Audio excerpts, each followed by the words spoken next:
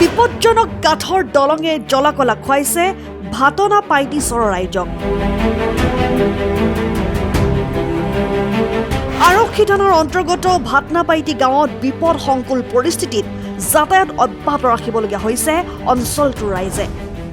পুৰণা বাঘবৰ বিধানসভা সমষ্টিৰ আৰু বৰ্তমানৰ নৱগঠিত চেঙা বিধানসভা সমষ্টিৰ অন্তৰ্গত তিনিকুণীয়া শান্তি বজাৰৰ পৰা ৰামাপাৰা চৰলৈ যোৱা মূল পথছোৱাত থকা দুখনকৈ কাঠৰ দলং সম্পূৰ্ণৰূপে জৰাজীৰ্ণ হৈ পৰাত দৈনিক যাতায়াত এক প্ৰকাৰৰ মৰণ ফান্দত পৰিণত হৈছে।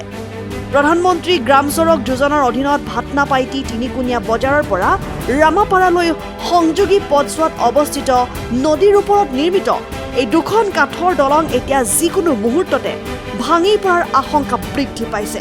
কোনোমতে বাইক চলাচল সম্ভৱ হলেও চাৰিচকীয়া যান বাহন চলাচল কৰাটো অতি বিপদজনক হৈ পৰিছে। দলং দুখন মেৰামতি বা পুনঃ নিৰ্মাণ নোহোৱাৰ ফলত কেইবাখনো গাঁৱৰ ৰাইজৰ লগতে বৃহত্তৰ চৰ অঞ্চলৰ স্কুল কলেজৰ শিক্ষাৰ্থীসকলেও দৈনিক যাতায়াতত চূড়ান্ত দুৰ্ভোগ ভুগিবলগীয়া হৈছে। আমাৰ তিনকুণীয়া বজাৰৰ পৰা পামৰচৰ যোৱালৈকে এটা ৰাস্তাত দুটা দলং আছে, দুটা দলং বিয়া হৈ গৈছে। আমাৰ বাঘবৰ সমষ্টিৰ মাননীয় চেয়াৰমেন আলী ডাঙৰীয়াক মই অনুৰোধ জনাওঁ যে আমাৰ এই দুটা দলংখন ভাল কৰি দিব লাগে বা পকী কৰি দিব লাগে।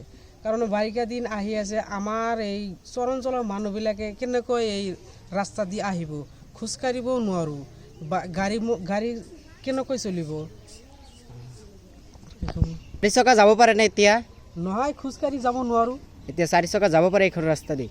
নাযায়, খোজকাঢ়ি যাওঁতে পৰি যাওঁ আৰু। চাৰিচকা নাযায় না? নাযায়।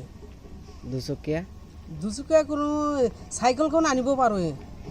আৰু বাইক কেনেকৈ পাৰ কৰে? বাইকখন থৈ আহিব লাগে। নহ'লে কেনেকৈ পাৰ কৰিব লাগে ক'লে? দুজন ইফালে আৰু দুজন সিফালে ধৰি গৈ বাইকখন আনিব লাগে। আহাই নাযায়, কেনেকে মানুহ পাৰ হ'ব আৰু। ক'ত গৈছিলে আপুনি? ইয়াতে গৈছিলোঁ চৰত। গাড়ী অনা যায় না? নাযায়, নামি আহিব লাগে, ধৰিব লাগে। বেলেগ এজন ধৰি